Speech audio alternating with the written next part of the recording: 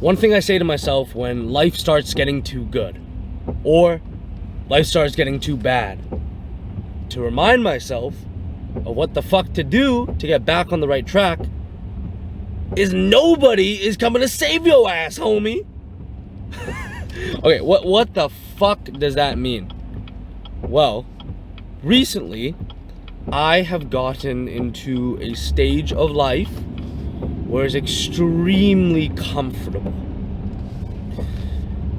I'd worked so hard over the past year to get over so many of these like insecurities, so many of these past childhood traumas, like shit that would take 10, 20 years for the average man, for most people to get over because they don't put in the work to get over. But over just all the time, self-improvement, and all the pillars of it,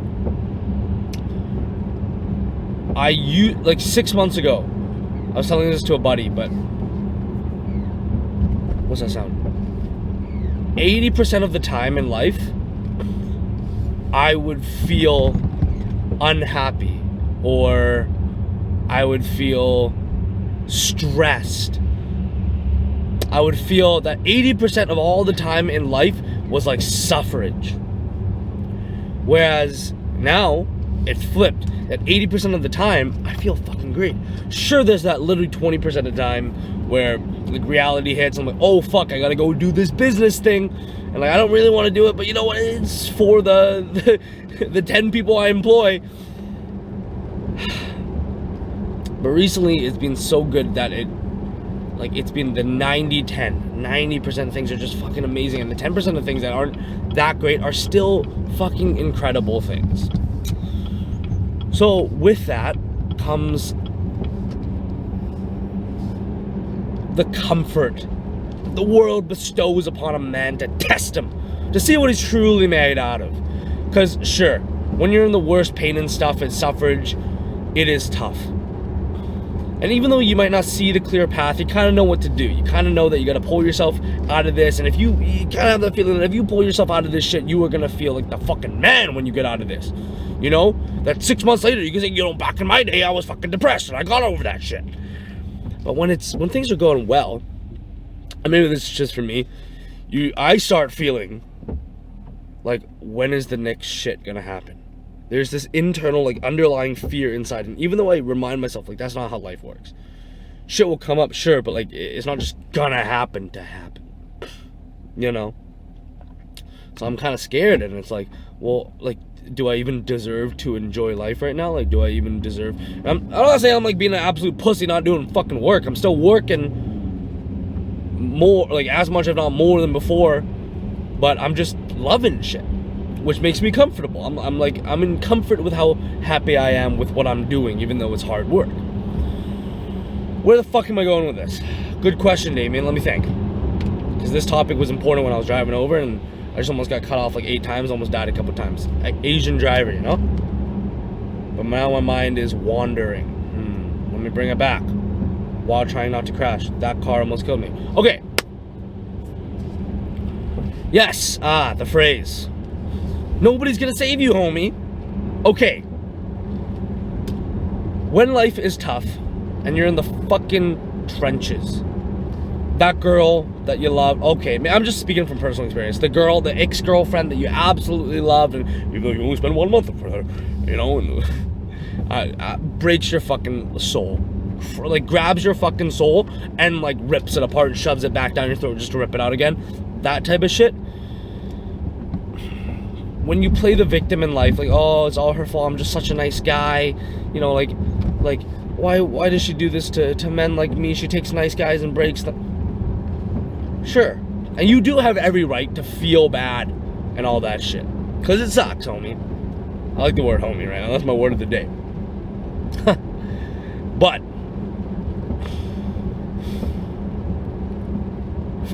from my experience, the thing that got me over heartbreak the fastest, like a heartbreak that I literally thought would take me, I genuinely, when I was in the trenches, boys, I thought this heartbreak shit, let me turn off the ISO so you can see my face better. Oh, I almost died, oh my god.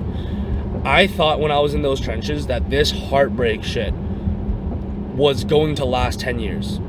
Like, genuinely, I was sitting there every day thinking, like, how the fuck am I ever gonna get over this shit? 10 years later, I'm gonna be married to some other girl, thinking about this girl, like, how... Bruh. But the thing is, for some men out there, that is the case.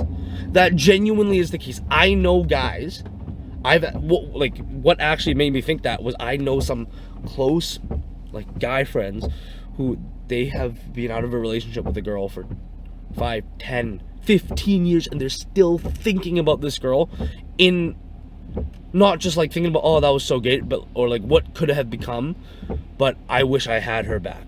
And they're with partners that they don't even like love that much. God damn. And that's what I thought it was gonna be like. But I remember I shit on it now, that very aggressive masculine advice, like the Andrew Tate shit, because most of the people that spew this shit on the internet, in my opinion, either haven't been through some real trauma in their life, like, hey yo, let me just quickly, what's the word, like a trauma dump, no, like compared trauma, I don't know, bro, like I got like abused like all throughout my childhood, okay, like mentally, not physically. Parents still love me, it was just some fuck shit. Anyways, so I feel that shit, and I think when people get hurt in the world, they go like, how can that guy, like, how the fuck does that guy have the right to tell me this? But it's not only that, but the difference between those guys and like the Andrew Tates of the world is you can tell when a guy like Andrew Tate's saying that shit, like, he, even though he's playing up for the camera, he wholeheartedly believes that. You can tell there is a level of authenticity of what he's saying, that he has passion when he says it. Where most of these guys are like guys who's never worked out before, like very skinny guys, which is a whole other topic. That it's hard to trust a self-improvement guy who's skinny. David, that's fat phobic. That's body shit. Suck my balls. Like, gargle my nutsack, okay? Like, really, if you're looking at a dude, right, sitting in front of a camera, big shoulders, big traps, telling you about something, how to live your life type of shit, you kind of want to, intrinsically, you want to listen more. Anyways, those are the guys who are spilling, like the skinny neck dudes are the ones who are spilling the fucking, like the man's life has to be suffering and pain and all this. But bottom line in the story is I heard all this from so many different people when I was in the trenches. And it fucking helped. My turn is here. God damn. It helped a lot. It really, because I was in such a aggressive, I'm a loser type of phase in life, it really made me believe that as a man in this world, everything in life is your fault. And I wholeheartedly believe that. And it brought a lot of pain, for sure. But it taught me that nobody was gonna save me, homie. So I treated everything in the world like my fault, whether it was other people doing things onto me, or me doing things onto myself, or just like stuff that you can't even control. I was like, this is my fault because I could have switched this in my past or done this. And it developed a pretty disciplined killer mindset. And the thing is, life is about, like, I've come to realize every single day that the grand goal in life is about fulfillment, happiness, balance. You know, you want that fucking balance in your life, boys. Like, that's where you actually start enjoying life and doesn't just feel like a arduous mission task of pure suffrage to achieve your masculine core when you feel proud but you die at the end of the day with no one around you to love. Fuck that bullshit, okay? That's some gay shit, bruh. Anyways, okay. What the fuck am I spewing right now? I almost crashed again. So Chinese, OMG. Oh my god, bro, what's the lights doing that? The bottom line is having that mentality of nobody's coming to save you, homie, makes you not play the victim, pick up your balls, and go. And how it is now with being comfortable in life is I notice I start falling back into a little bit of all my bad habits. I was about to say depression, but truly, from someone who has been depressed for a long time, like the real shit, like the wanting to type of shit, yeah, this is not depression. Life is good. Mentality is good. However, I do notice myself, because I'm so comfortable in life, because life's great right now, even though I just signed up for a goddamn bodybuilding show.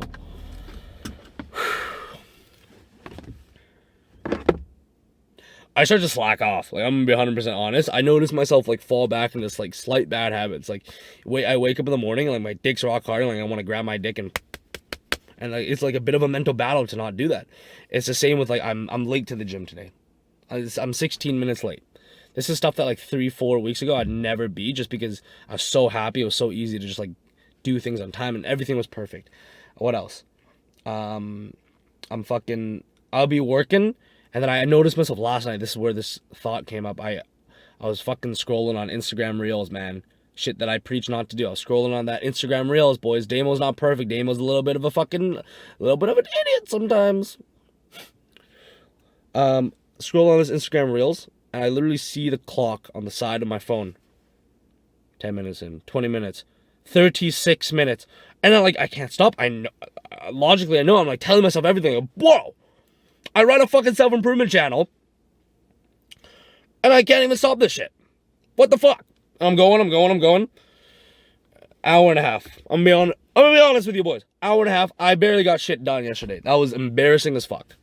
And I started to feel that old, like, self-deprecating, really bad hatred coming up, even though I'm telling myself all the things that I preach, like, telling myself to think of myself as a friend, and like, what would I say to somebody who relapsed on something, like, be nice about it, but also give some tips. And what kind of got me going this morning, got me up in the morning, was that old mentality of nobody's coming to save you, homie. But this time, with a deep sense of love. Not like, nobody's coming to save you, Damien, you're a fucking piece of shit, you have to get this done or you might as well be dead. Whoa! None of that, because that's how we used to think, literally, every single day. Now, boys, it's a demo. Like, people are going to be there to help you in life. You're going to have best friends, partners, great people around you to support you. But at the end of the day, when you start falling back into those bad habits, when you start relapsing on the thing that you wanted to quit, when you start losing the part of yourself in life that makes you proud and happy to be a man, everybody's compliments and words of encouragement can start lifting you up, but nothing will get you to start walking, sprinting again than yourself. And it is your responsibility as a person that wants to be fucking great in life. And by great, it's whatever your path is. I don't care if you're working at McDonald's, go be fucking great at it. Whatever your greatness looks like, your Giga Chad looks like, it is your fucking responsibility to get yourself there. But now we do it, boys, with love, not because we hate our past self, but we do it because we love ourselves so much that we want to see ourselves become the best fucking version. I always end my videos off with something like that because it means a lot to me, and I think that's what the basis of life is. So, yeah, doesn't matter what stage you are at life, boys, just know that nobody's coming to save you, homie. Love you, boys. Here's a little food for thought for today. How the fuck do I close this shit? Nobody's gonna save me from this camera, homie.